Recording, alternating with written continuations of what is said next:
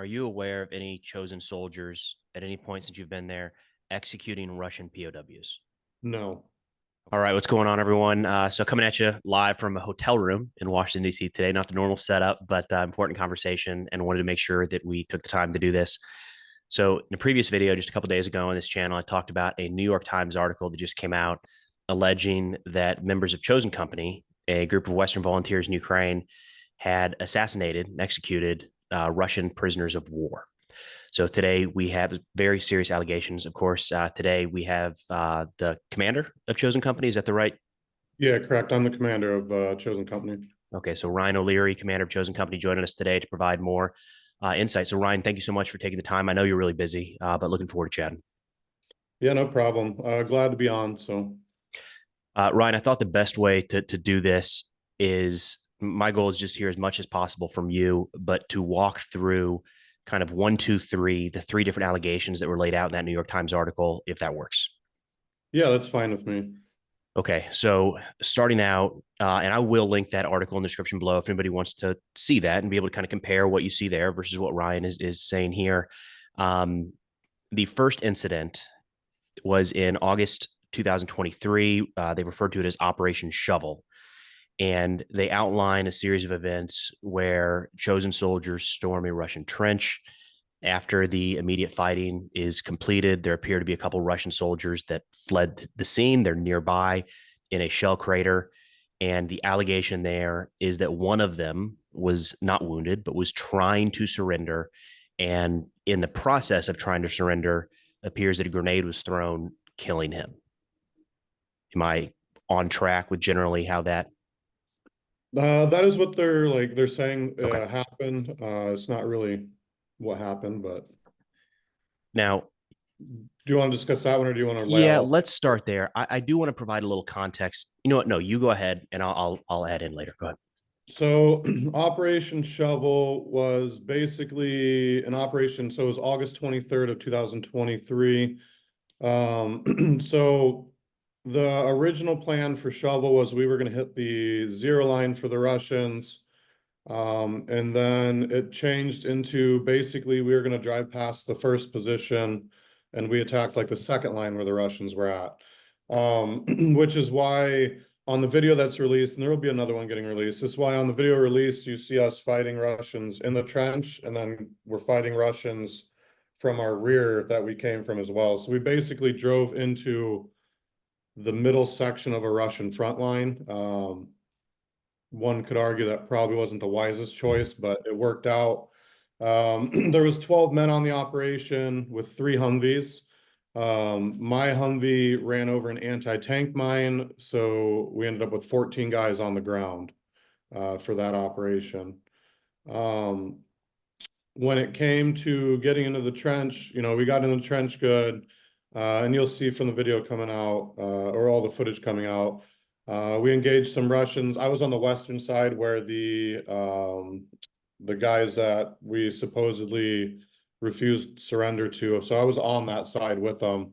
We were on the west side, and then we had another team that cleared from the eastern side of the trench. So we basically put the Russians in like a pincher move and pushed them all towards the center area, which was a bunker that we had called Shovel, predominantly because the Russians had left shovels on top of it. So it was just the easiest identifiable thing. So that's like the main objective was Shovel. We ended up taking one immediate casualty because we had one of our assaulters, one of the TLs, stick his head around a corner and got hit with the PKM round to the neck.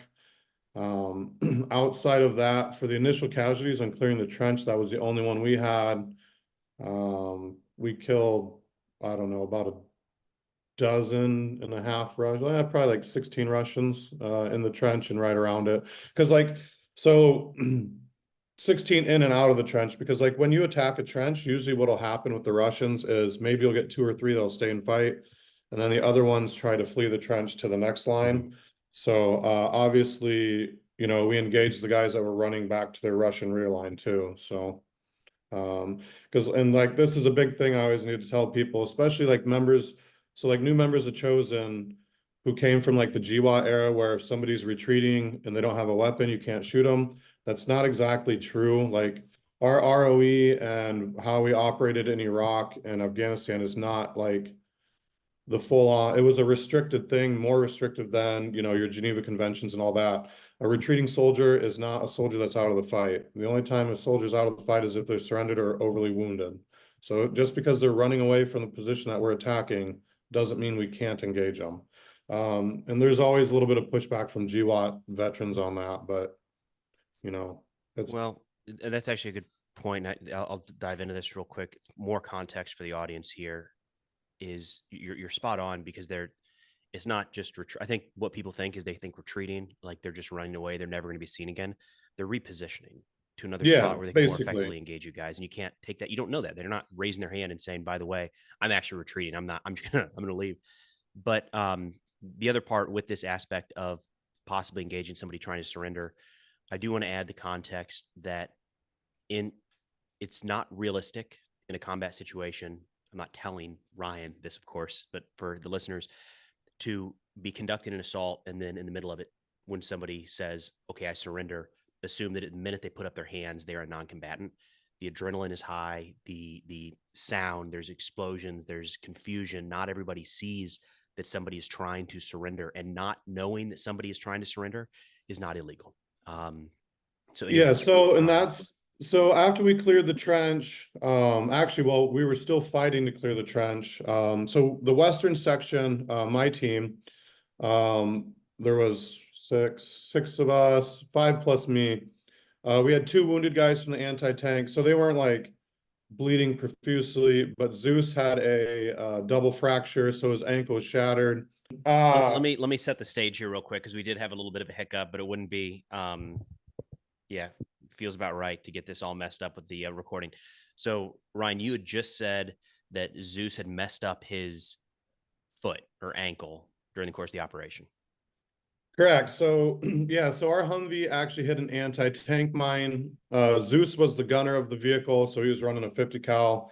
And like if you've never been in a Humvee that's been hit by a bomb, standing on the platform as a gunner is probably one of the worst possible places to be in, other than directly under where the blast came from, because all that force goes up into your legs. But he basically, his right ankle was basically shattered.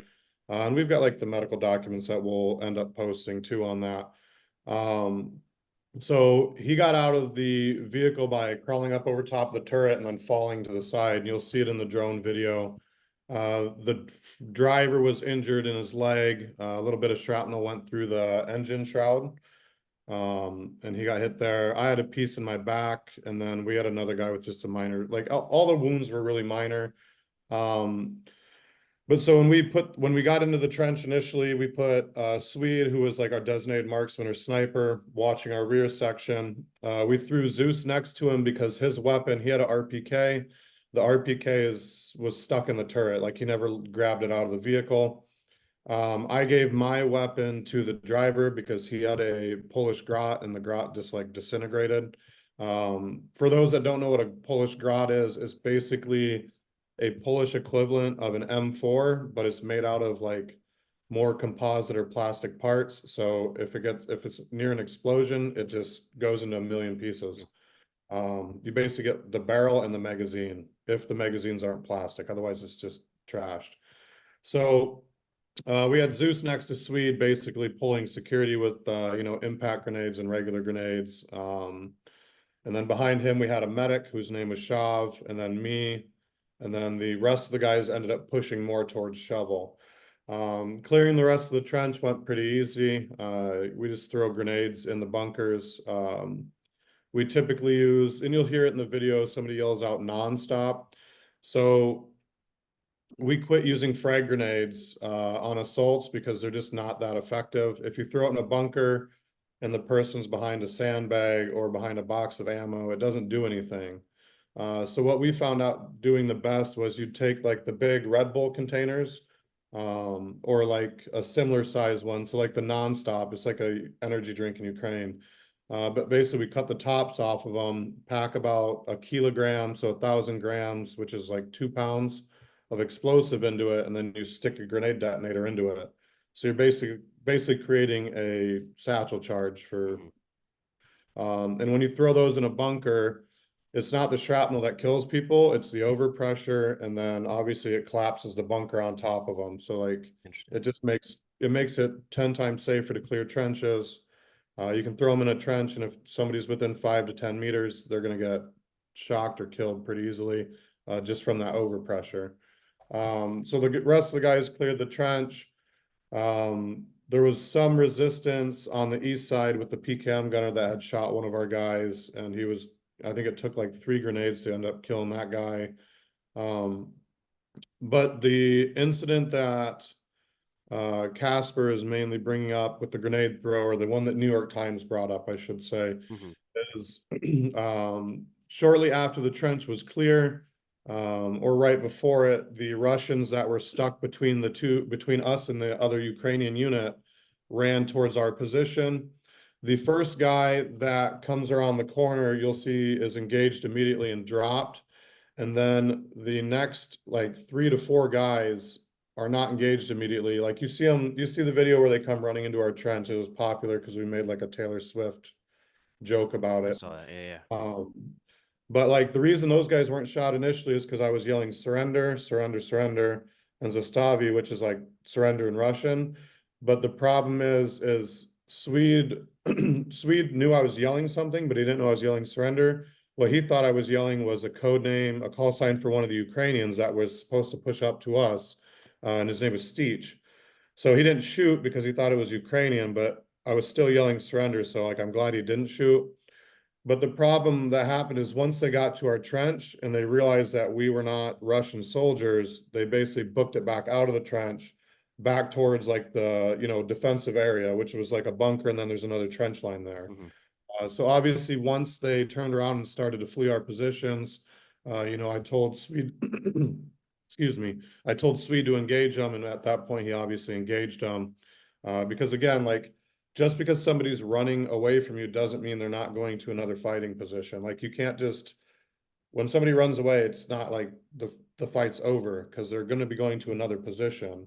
So, and like most trench positions in Ukraine, they're not like 2 kilometers away. The next nearest position to our position that was Russian was like 150 meters. So they're fairly close positions. So you can't let the enemy regroup to then counterattack you. So if they're running to another position, you kill them.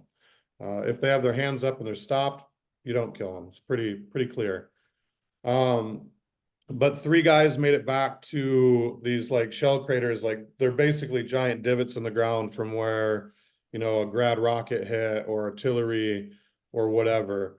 So at this point, they're down here in like a shell crater, and we're here. Like you can't see the Russian soldiers. If we would have saw them and where they were like poking their heads up at, Swede would have killed them. Swede was probably one of our best snipers. He had kills at like 1,200 meters, 1,500 meters. Like he's a good shot. But from our viewpoint, you could not see the enemy in the trench. We could hear them yelling. No idea what they said. If you've never like the problem is like we could hear them yelling, but it was inaudible. Sure. So like when you're wearing hearing protection, there's explosion going off, there's bullets flying, this and that. You're not going to hear somebody 125 meters away from you. It's not going to happen. Like you might hear sound or yelling, but like you're not going to be able to differentiate like surrender or hello or fuck you or like you're not going to hear what they're saying. It's just impossible. Um, but anyway, these guys in the culverts, you'll see on the video, one of them actually shoots at us, and then he gets hit by Swede.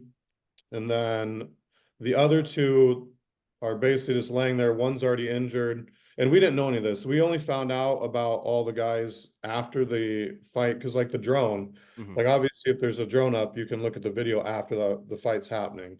Um, but on the video, you'll see like we throw like 8 or 9 grenades before we finally get one into where those 2 guys are sitting down.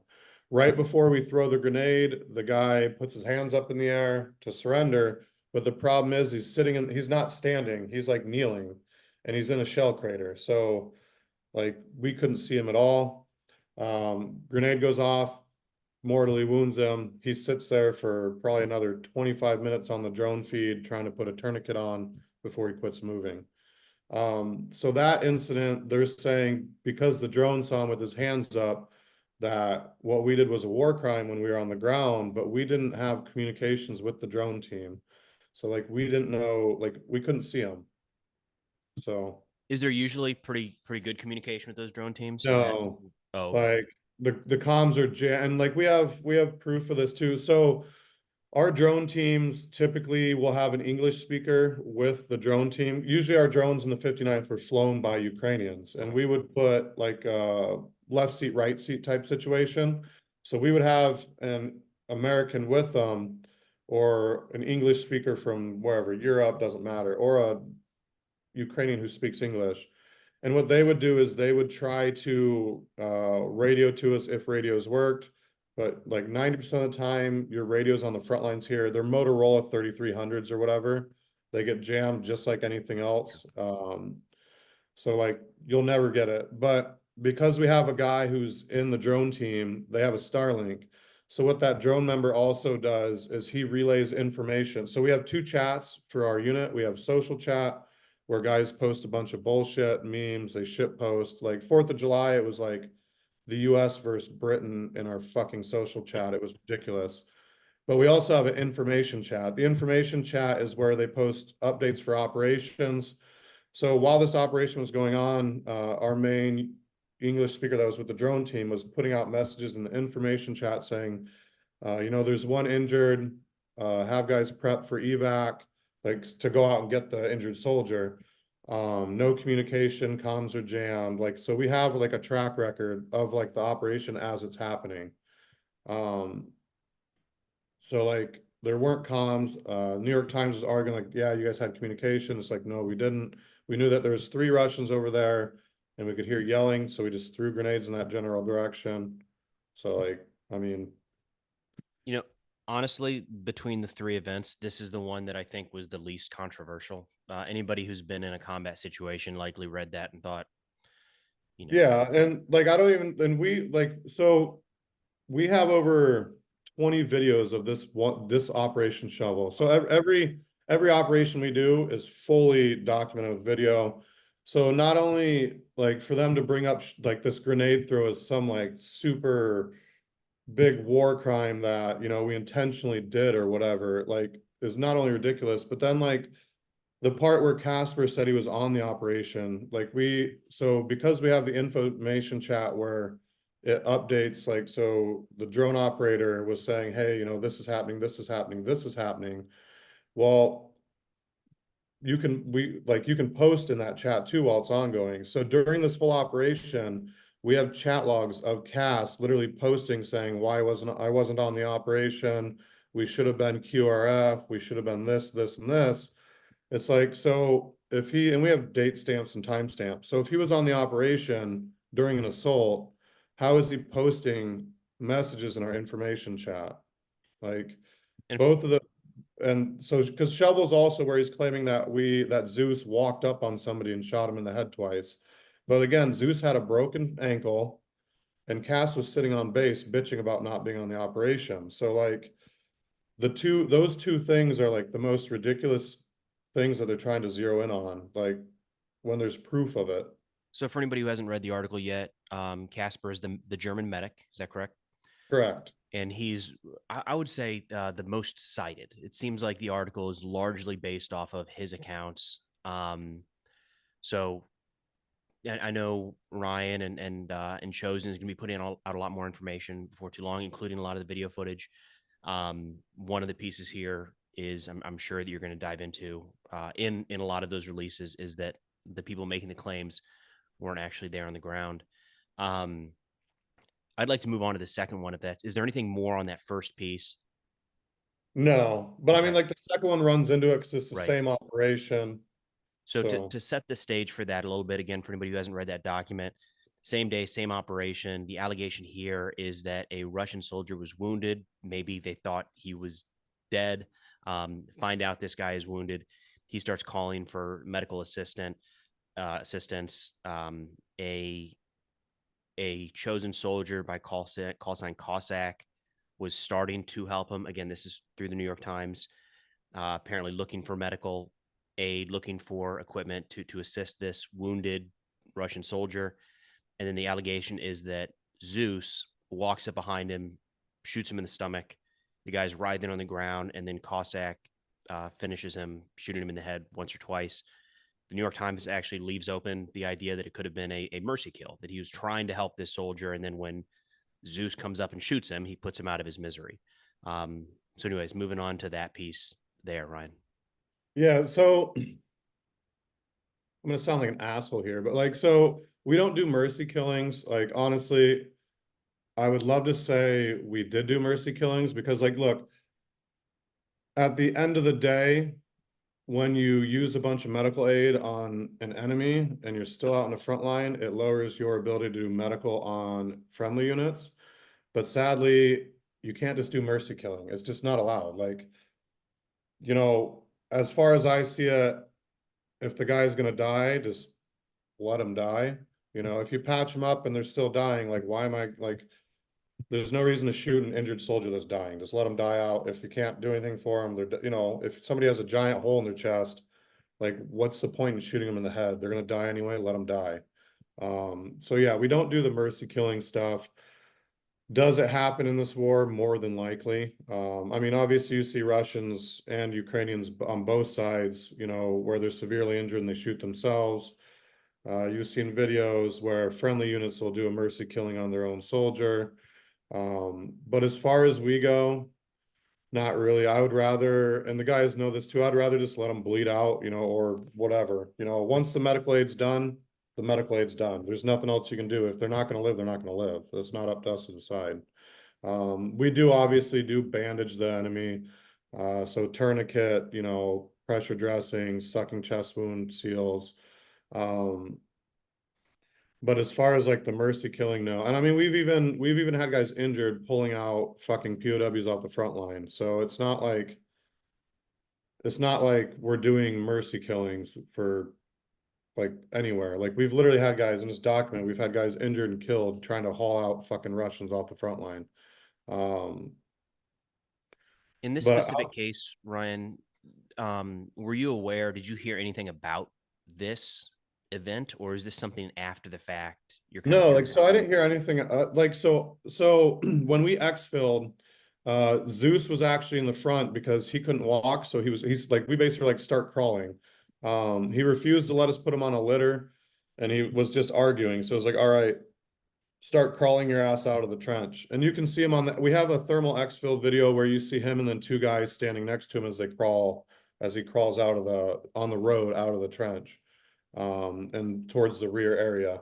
Because like we exfilled on the road that we came in on, so like we weren't even in, like, Zeus didn't crawl through the brush to where those Russians were. He crawled on the road that we took in because if you look in the video, there's a white stripe that runs down the road.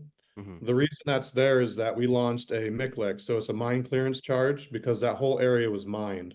So like, it wouldn't make sense for us to then walk through a potential minefield when we know that area is cleared. So Zeus on video is crawling out down the road. And then I think Bones and who would be the other one? Probably Shav or with him. No, Shav was with Mossy because Mossy was injured. It would have been probably Bones and Yorkie were with Zeus, providing security as he crawled his little butt out of the combat zone. Um, Behind that, we then had, Mossy on the litter, with four guys plus two extra because like the dude's 6'2", so it's hard to move. Like, so we had a litter carry team plus Zeus getting crawled out. I never heard anything about this, like Zeus, if you watch on the whole drone operation, never stands up. Like, never, not once in 45 minutes or 60 minutes of drone feed does Zeus ever stand up and walk around, you know. From the minute the Humvee's blown up to leaving, he's crawling everywhere. So the idea that he stood up miraculously with a broken ankle and walked up to a guy and shot him twice is pretty absurd. To take Zeus out of it, to kind of steel man this, let's say the names were mixed up and it wasn't him. Did you hear anything about this happening at all, regardless of Zeus being No, involved? No, there was never any, the only thing that anyone ever complained about on this operation was when I ordered Swede to shoot the retreating soldiers, which again is not a, violation of war. A retreating soldier is not a surrendered soldier, but they're still in the fight. That was the only thing anyone ever complained about. And that was more of like, we should have tried to get them to surrender more. And you can hear on the video where I'm yelling, surrender, surrender. It's pretty obvious. Um, but like some people are like, we should have tried more to get them to surrender. It's like, well, what do you want to do? Like, I got I mean, running to another position. Like at that point, it's too late. They made the choice when they turned around and ran back out. Like literally, Sweet even grabbed one of the guys' hands. So, at that point, and that's like I said, that's been a point of contention because like there was another operation we did with Ukrainians where the Russians tried to flee a trench line. And at that time, we had Ukrainian 50 cal gunners on our Humvees. And this one's been fully released too by the Ukrainians. But basically, you'll see the Russians trying to crawl out under cover of like the foliage and whatnot. And the Ukrainians like, yep, we see you. So they just mowed them down with the 50 cal because like a retreating soldier isn't a surrendering soldier. And I think that's one thing that a lot of people in the West just don't understand. Um, and I mean, it's part of war. If they're out of the fight, they're out of the fight. But if they're not, laying there with their hands up, standing with their hands up, severely injured to the point where they can't do anything, then, fine, POW. But if they run away from you, that doesn't mean they're not, running away isn't a POW. yeah. You're not surrendering. You also keep saying running away, but to kind of stress for folks listening, running away does not mean like fleeing the battlefield. You described very early on, and you guys have talked about this a lot and shown this in your videos, how the Russians use those multiple trench lines. So they're moving, Yeah. and this is not unique to the Russians. This is warfare 101. You move from a forward position to a position further back as soon as you're facing an overwhelming firepower. So, like the idea that you would engage somebody in combat in that front line, and then the minute they get overwhelmed and move to a more defensible position, you would be like, all right, you guys, you do you, go get set up. We'll wait for you to get ready, and then we'll come after you. That hasn't been the case in any war ever. That's not unique here. I do think it's unique in that we're seeing footage of it, and people might be, that's triggering of that person's running away. They should be free to run away. Yeah, I'm probably phrasing. They're not running away like out of combat. Like they're still a combatant. Mm-hmm. Like until they're back in, Moscow drinking a latte at a cafe, they're still a combatant when they're on the front line. Like until they're, like I said, unless they stopped, got down, put their hands up, or made a motion to surrender, they're still a combatant. Like running away, they're just going to another position. That position could be 100 meters away where they could pick up an RPG or an AK or whatever weapon system and then, fire back on us. So, but like it's literally like the main point of contention when we get foreign recruits in who were, who fought in Iraq and Afghanistan. And a lot of that's because, when we were in Iraq and Afghanistan, it was drilled into us like the ROEs, if they drop a weapon, don't shoot them type situation. Like, but like this isn't Afghanistan, this isn't Iraq. This is a Right. full-on peer conflict. Uniformed soldiers on a Yeah. battlefield. Yeah. Yep. Um, I do want to add the note that we're not showing any drone footage or clips from Chosen in this video. That was my decision. Ryan offered up some of that. I know he and Chosen are going to release a lot of that. I opted for more, or I asked for just more of a conversation because I feel like with a lot of this footage, it's hard to prove something didn't happen with footage. And the minute we show anything, it'd be very easy to say, well, that's the wrong one, or it was a different day. And that's a rabbit hole. So I thought, just for transparency, I thought the more benefit here would be just hearing Ryan's perspective on all of this. Yeah, and I mean like with people need to understand with drone feed, you don't get so drone footage is great and all. Like obviously it's good for soldiers so they can review their after action. So after the operations, you can sit down and be like, why did you do this? Why did you do that? But the problem is when you release it publicly, and this is why historically we have not released a lot of drone footage. Because when you release it publicly, there's usually no context that you can provide to it that somebody can't twist it without, like it's so easy to twist drone footage. And because you're seeing from like the top down, you can be like, well, did those soldiers not see it? It's like, well, you got to understand when you're in a forest belt or a tree line and you're here and the enemy's here, you're not going to be, you're not going to see each other. Like there's a lot of context that drone footage leaves out, and I don't think people fully grasp that. that haven't been in a combat situation where you have drones above and like everything else involved in it. So that's why a lot of our drone footage hasn't been released.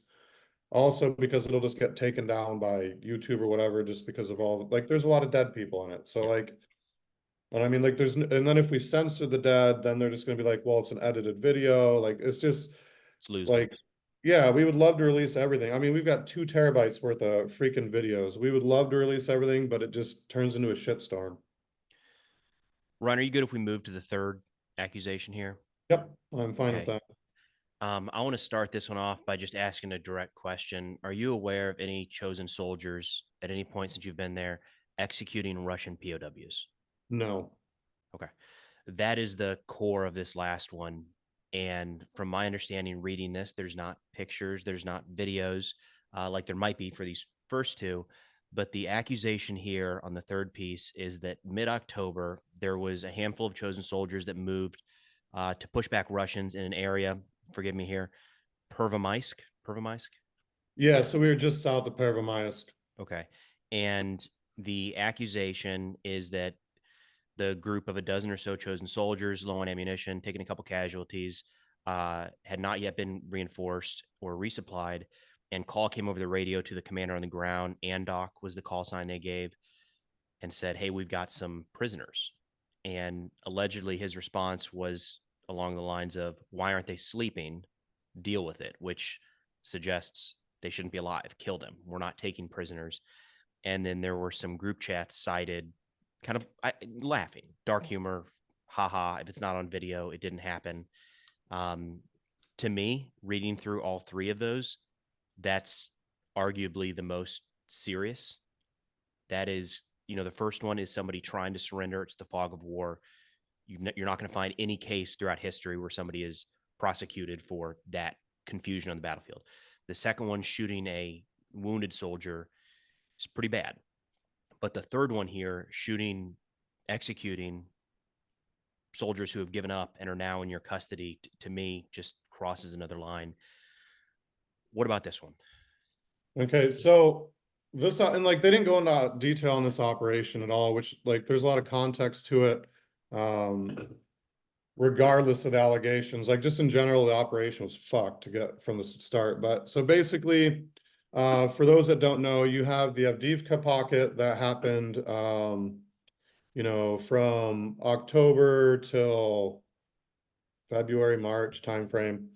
So Pervomaisk is literally like 10 to 15 kilometers just south of Avdiivka. So we were basically guarding the very southern flank of Avdiivka. The main road through Pervomaisk then goes north to the rear side of Avdiivka.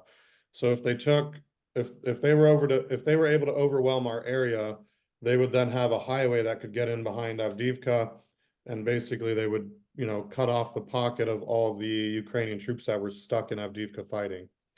At this time, we were getting hit daily with 100, like, so this is October. This is right at the start of the Avdiivka offensive by the Russians. And what the Russians were doing was they would take, 4 to 8 BMPs full of infantry on the inside and on top, give them like 2 tanks for supporting fires, and then they'd basically just try to drive through the fields. Just basically overwhelming numbers. So a day prior to this, we were out. So the guys that did this operation, like 16 hours earlier, were out defending another trench line. They got back in. The call came out saying, "Hey, we intercepted Russian communications. They're going to launch a massive assault on this line in the morning, afternoon. At some point, we need to get guys out there to help reinforce the lines." These positions was not just chosen. We had Ukrainians. There was a javelin team in the southern position, plus 2 extra Ukrainians. And then in the northern position where we ended up retreating back to, there was probably, 12 Ukrainians. And then further north of that, there was like the front HQ, which was in a really bad position, but that's just because of how the battle happened. Sure. Um, so we sent everyone out in 2 groups. We had a northern group and then we had a southern group. So Tiki was one position, Stalker was the other. During the morning, it was pretty calm. Nothing was really going on. Everyone was just sitting there smoking cigarettes. Um, we were able to get messages out through a Starlink on Signal because we had a position called Colleen, which was nearby. So they had repeaters up so you could actually sit there and, give updates to our team leader that was in the field. And so we would relay information, all that. Later in the day, in the afternoon, the Russians started their assault. It was like 6 BMPs, 2 tanks, and then obviously artillery fire to help walk it in. The tanks were hit with FPVs, and a Ukrainian tank took one out before they even got to like even close to our position. The Ukrainian tank actually drove across the front line to engage the Russian, then drove back to friendly lines. Wow. Probably some of the craziest shit I've ever seen this war. Because I mean, he literally drove like into the Russian lines. Like it was pure craziness. But so the tanks got knocked out early, but the infantry kept coming. The BMPs, so we notified the guys in the trench, BMPs are coming, 1,000 meters out. The guys that were in this trench line on the south and the north waited for the Russians to get to get about 100 to 150 meters away from them. And then they, just unleashed holy hell on them. They used like AT4s, RPG-72s. So like the miniature anti-tank rockets, basically. Two BMPs were hit immediately and just blew up with everything and everyone on them. Third was damaged, and then the other two ended up getting blown up as well. The infantry that were able to get out of the damaged ones were immediately engaged with the PCAM. And we have video of this where you see them all like, it looks like dominoes trying to get out of the back of a BMP. So like for people that have never seen a BMP, on the back, you have a little hatch, but it's not like you can stand up and walk out of this hatch. It's like they're small. So the Russians weren't very smart, and when they pulled up sideways. So they gave us their biggest section of their vehicle to hit number one. But number two, they were basically jumping out of this hatch straight into machine gun fire. The machine gunner was Andok and Zeus. So Andok was not actually a team leader on this operation, wasn't having like no leadership at all. He's a PCAM gunner, machine gunner that's always ever been for us. So they engaged these Russians. Mortar fire and artillery fire ended up pushing the guys back. So initially, when the engagement happened, the guys in the southern trench left the safety of the trench and were engaging the Russians with the PCAMs and stuff from open ground. There's a little berm there, and you'll see it on the video. So these guys aren't even in the trench at this point. They're literally fully exposed, playing whack-a-mole with the Russians out in the field. Andok gets injured at some point, and we have a bunch of the medical on that. He basically gets hit with a 40 mic or 30 millimeter grenade, rips open his back, rips open his ass cheeks, like full on just fucked his world up. So Zeus then grabbed his PKM to help keep an engagement going, because he's usually an RPK gunner. So he has like, if you don't know what an RPK is, it's basically like a longer, like a medium range or short range machine gun that looks like an AK, basically. 50 round magazine instead of 30, has a bipod on it. It's like a light machine gun. Mm-hmm. So Zeus engaged them, and then they ended up having to pull back because they kept getting hit with grenades, mortars, and everything else. They pulled back into the southern trench. Everyone in the southern trench regrouped. The team leaders down there made the call that it was like, we're going to move, they're going to get overran. Because at this point, they had Russians in front of them, like directly to their east, which is the front. And then actually some Russians had managed to get between the two positions and were coming around from their side. So everyone bailed out of the trench. Some grenades were thrown for cover, and then they, got out of the trench. They actually low crawled probably the first 100, 150, maybe 200 meters. Luckily, right past the Russians that had got between the lines. The Russians didn't see them. They didn't see the Russians. They got back up to the northern trench, and at this point, the southern trench got taken. One of our soldiers was killed during this engagement. We're not quite sure what happened on that because at the time our drone was zoomed in more further north and not overlooking the trench that they just left. But we believe that he actually went back to the trench that they fled and basically threw down some extra cover fire. The only reason we believe that is because he basically said when they were fleeing the trench, he was like, I'll stay and I'll stay and provide cover fire, just duke it out. Um, so like he was killed somewhere near that southern trench line. We're not sure where. Um, the Russians took that southern trench, and at this point, all of our guys are in the northern trench. So once they got to the northern trench, and while all this was happening on the southern position, the guys in the north are engaging the guys in the field, and like stuff's engaging them as well.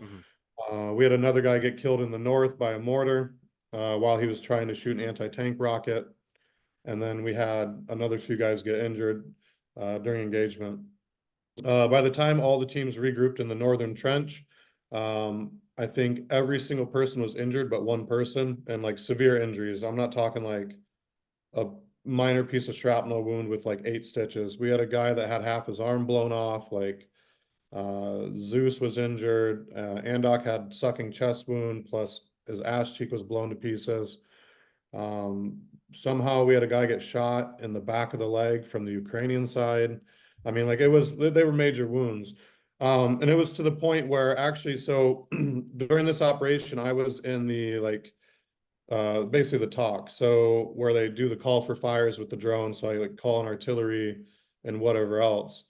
And it got to the point, and at this point, we took so many injuries before this operation. So before this operation, we only had like 25 guys healthy, not even out of 50 plus, because we just kept getting injured from all the defense operations. So there was maybe like 8 of us that were still healthy. So at this point, um, being the severely retarded person I am, I hopped in a Humvee with my 2 other team leaders. We drove without a weapon, by the way. We drove up to the checkpoint, like our Casevac point. I told the 2 team leaders to get out real quick. We were going to check our gear.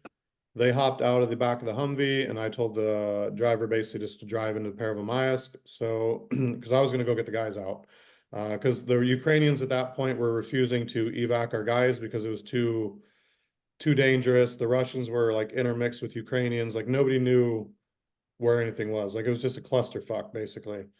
So I went into Pervomaysk by myself. Not a wise choice, but linked up with so while I was going into Pervomaysk, some of the guys who were less injured basically ran out or ran to like the rear area. So like if the zero line's here, they were maybe like 800 meters to the rear in another bunker. Sure. I got there. I helped bandage some guys up. Like Khan, one of our other snipers, was there that was severely shell shocked. He got hit with a mortar, but otherwise he was fine. One of the guys with his blown up hand and arm, threw all the dressings on him. And then once I got into that position, we call it Toronto is the name of it. I started working on getting the Humvees to come in and out and pull guys out. But the problem still is we had guys that were injured in the front. Oh yeah, and while this happened, so like right after I got dropped off at Toronto, our position got stormed by Russians from the north. So, and that was like the Russians got within like 10 meters of us probably. So I ended up grabbing some Ukrainian's weapon, went out and was shooting people for fun with the Yuki's weapon. But all that happened. I grabbed Khan. We ended up finding a wheelbarrow as we ran into the rest of Pervomaysk. And basically, me and Khan just went around picking up casualties with a wheelbarrow right at nightfall and just moving them out one by one. Um, but like, as far as Andok giving orders to anyone, Andok was like severely injured. He wasn't giving orders to like no one, first off. Secondly, the article makes it seem like there's no discipline. We're a bunch of cowboys this, cowboys that. But like the reason like that we've been around since 2022 and that a majority of our members have always like we don't have a high rate of people coming and going. Everyone's always been in the same, like everyone's always there. And the main reason is we do have like a lot of strict discipline. So like your team leader's your team leader, you listen to them in the field. Like what they say goes. And if you're not going to do it, the minute you get off that op, you're booted. So like for for somebody to listen to Andok give an order on an op, it's just not going to happen. Both the team leaders were still alive. Both of them were still in command. Like there was no, go shoot the prisoners.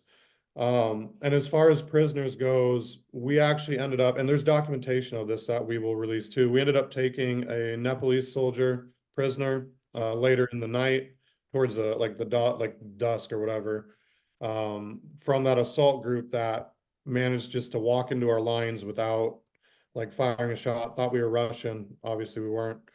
And then there was a bunch of Russian POWs as well that were captured. I think it was like 5 or 9 of them or something. We did not deal with the Russian POWs. The Ukrainians dealt with the Russian POWs. We dealt with the Nepalese POW because he did not speak Russian and he did not speak Ukrainian. So the Ukrainians in the trench they couldn't communicate with him.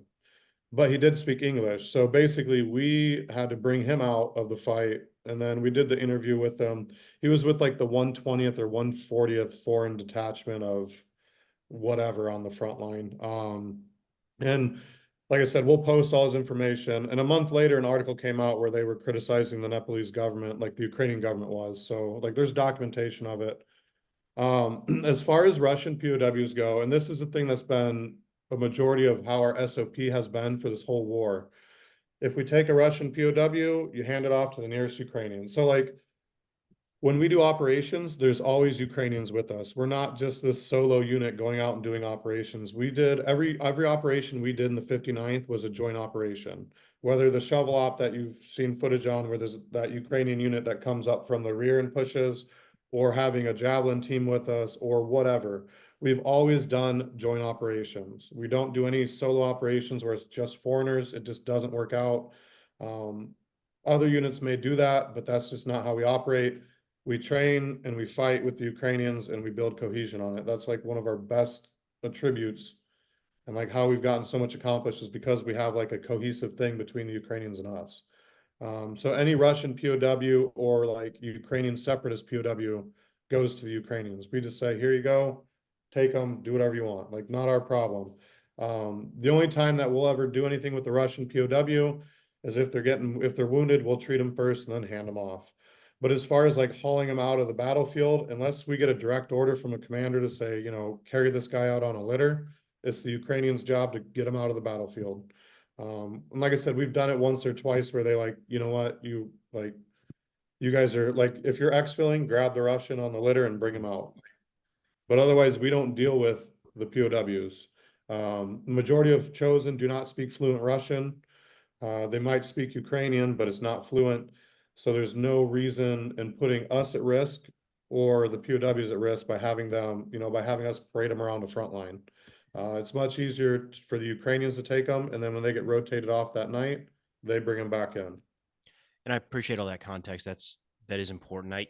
To steel man this, however, I would say an argument could be made that the allegation here is that you guys are not dealing with the prisoners because they shot them. So it's not a matter of Well, handing them off. Look, yeah, I'm not saying that's what happened, but that's I do have a question about part of the article here where they say um Andok said that he, not Zeus, was responsible, saying he was just doing his job in some of these text so messages they look So through. the biggest problem about Andok is and this isn't like shifting blame or anything. So the problem we have with Andok, and anyone who's ever been in Chosen will say this about him, and he's not even gonna get pissed at me for saying this. The biggest problem with Andok is he writes manifestos, like to the point where at least once or twice a week in social chat, there's like a 2-page thing of everything that's wrong in this war or this or that. And we literally started calling him like Andokian manifestos because like it's literally and like he goes off the rails on machine guns and how we need to clean stuff. Like it's ridiculous. It's insane. Ask anyone who's ever been in Chosen, they'll say, yeah, it's ridiculous. Um, the other thing with Andok is he always tries to take the blame for stuff. So like when guys fuck up, so I found out that there was some drug usage that was happening. Obviously I put a stop to it. I said, if you were doing drugs, come forward on it.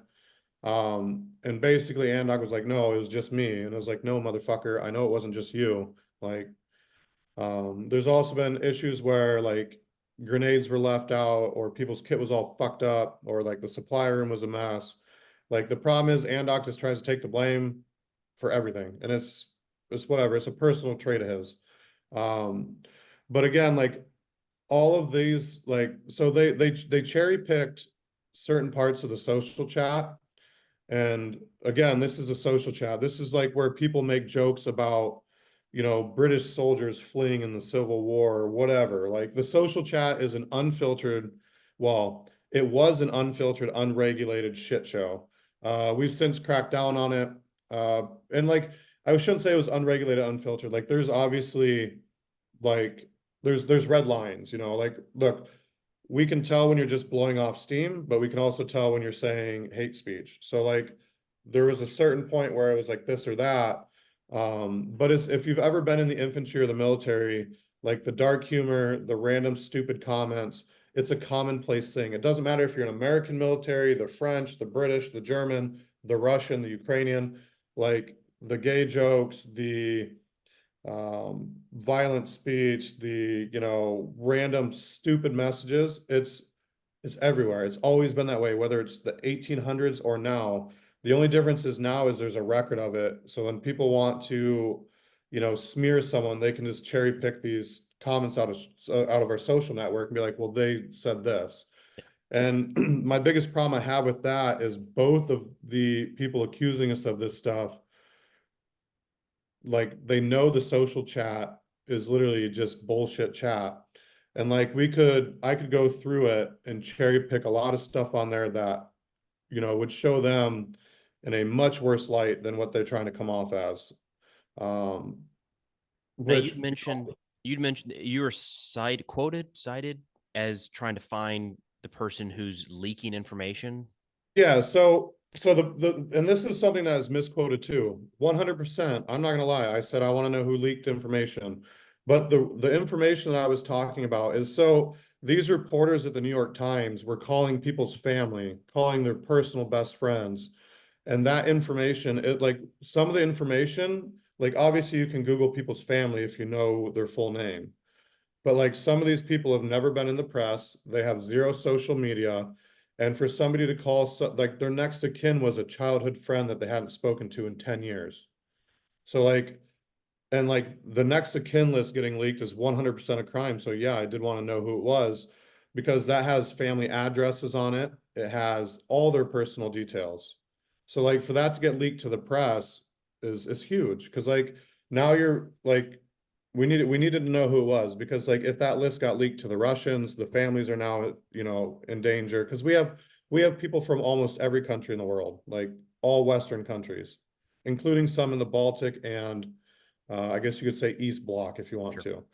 So like for somebody to be leaking all this next of kin information to the press, what's to say their next step isn't leaking it to the Russians? So we were trying to figure out who it was so that if they were still in Ukraine, we could file a criminal complaint and they could get picked up by, the security services for violating operational security, releasing military service members' personal details.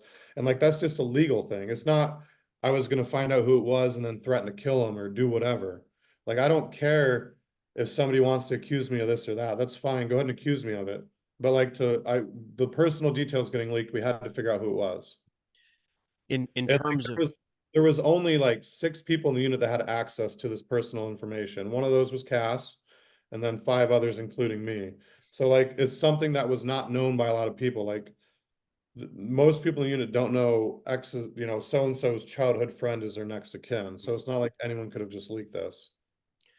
in terms of you mentioned potentially getting that information and going to the authorities in Ukraine when one of the I thought it was a worthwhile addition to the article is they cited somebody saying if these allegations came out against an American unit, there would be in the U.S. military, there'd be a significant investigation right out the gate.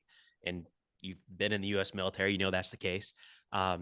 So Have you had any interaction? Has Ukraine sought to investigate based off of this? Would you expect them to? What's that look like? these allegations aren't anything new. These allegations have been apart since Benjamin Reed, Alaska, or however they cited in that article, left our unit at the end of October. He left on extremely bad terms. We're not going to get into it on here, but let's just say it was less than appropriate.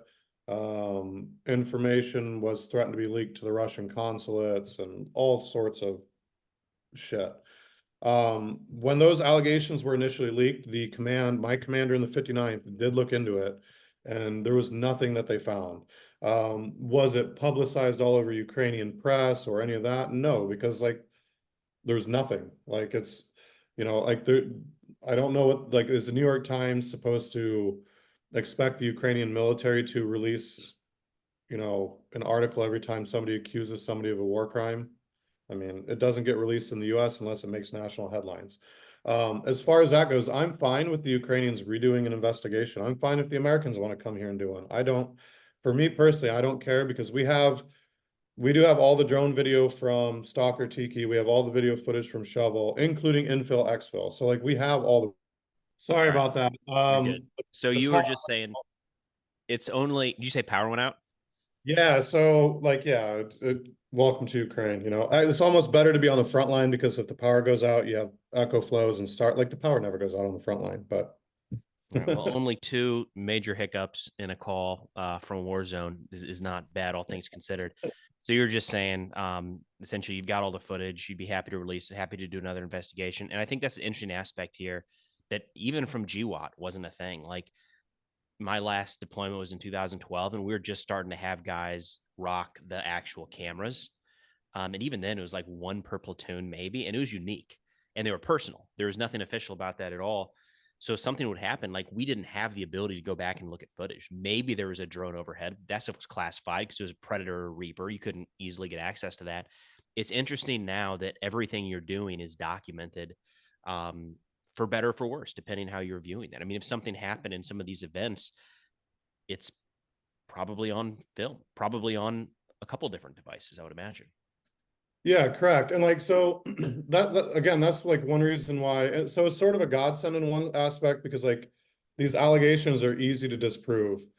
Just because we have all the footage, we have GoPros. Like, I mean, on Shovel Operation, we had like 5 people wearing GoPros from both teams. So like having the footage, like we've got everything. So like, yeah, like if they want to come do an investigation, I'm perfectly fine with it. They can talk to every single member of Chosen, who's been on the operations, who was, sitting on a base. I don't care. Like it's fine. I will say actually, and I would prefer if there is an investigation, so then I can take the final report and then go shove it down the New York Times throats. But so like the sooner an investigation, the better, because it's just going to help out with our next steps. So yeah, they want to investigate. Come on. Well, is there anything we didn't get up to, Ryan, or anything you want to bring up before we wrap up? Um, you know, I think we covered quite a bit of it. The only thing I would say is like people, and I mentioned this in the New York Times too. People need to understand when you're watching drone footage or even GoPro footage, but more so drone footage, that without context, it's really hard to fully understand the situation that's going on or that you're observing. So like once in a while, you'll see like videos of just, and this is something that Ukraine needs to quit doing and the Russians need to quit doing, and like release more of the footage versus just like one thing. So like you'll typically see on both the Russians and Ukraine where there's a guy walking and they fly a drone into him. It's like, okay, cool. What led up to that? Like where was he? Or you'll see an injured Russian doing this or that. It's like, okay, well, what's the context of it? Because there's a lot of videos out there that have people in the West, whether pro-Russian or pro-Ukrainian, screaming war crime, war crime, war crime.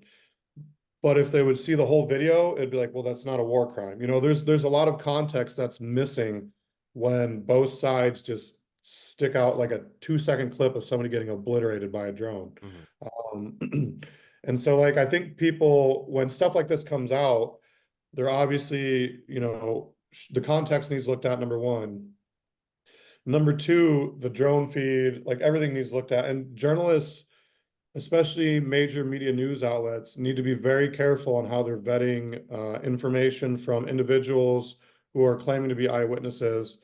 Because like, look, the past has shown people that say, oh, I'm this or that, as the British say, they're Walter Mitty's, like it's not true.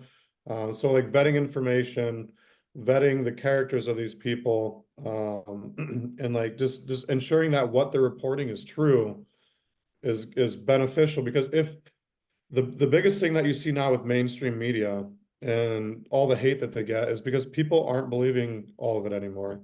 There's always bias, there's always this or that, and it's a constant complaint on it because like journalistic integrity has like for a majority of people, like they don't believe in journalistic integrity anymore. So when a half-assed article comes out where their only proof is a German writing in English in a journal, which isn't even his negative native tongue, or these other things, but it's like if you were on the operation, where's your photos of the pre-op unit photos that we take, or where's your GoPro footage, or why did it take you 3 months to get the right date and you still don't know who was on the operation if you were on the operation. Like there's a lot of context that journalists tend to ignore just for a hit piece. And, you know, news agencies and media outlets really need to do their due diligence, because stuff like this getting released, if it does come out to be wrong, now you have over 60 plus people's families who could probably be getting harassed, could be getting threatened. Like, they basically put a nail in the casket on us. So we've already had one member of Chosen executed in the past. Now, if we ever get captured, what do you think is going to happen? Like they basically put a larger target on our backs than what was already there. So like, when it does come out that, you know, whatever individual was not on that operation and like that actually didn't happen, you know, cool, they're gonna write a apology letter and retract the story. That's great, but what about the family members who they put through hell, the prior service members and Chosen that they're putting through hell? Like, I mean, there's a lot of responsibility that I think not just the New York Times, but a lot of mainstream media nowadays just tends to ignore and tries to hide behind whatever legal mumbo jumbo they want to. So yeah, I just hope, mainstream media just needs to take a hard look at themselves. I like it. We got into media bashing here. I'm always on board with that. Yeah, like look, if you ask any other reporters, like we've never turned down any reporters. I mean, at one the only journalistic person that we've ever said absolutely no to was when like RT News out of fucking Moscow for some reason wanted to interview us, which obviously like not happening. But like we've never had bad discourse with any news media when it's like, hey, let's sit down and watch drone videos. We sat down with the New York Times, and I think it was an hour and a half to review like hours worth of footage. And they watched 2 videos and said that's all. So like they watched Swede's GoPro and half the drone footage. So they didn't even watch the full operation footage for Shovel. They watched no footage from Tiki and Stalker. So like the whole report from the start was biased, honestly. So, and like I have a huge issue with them, using leaked personal documents and then calling people's family members, asking what they thought about war crimes and stuff like that. So I have an axe to grind, put it that way.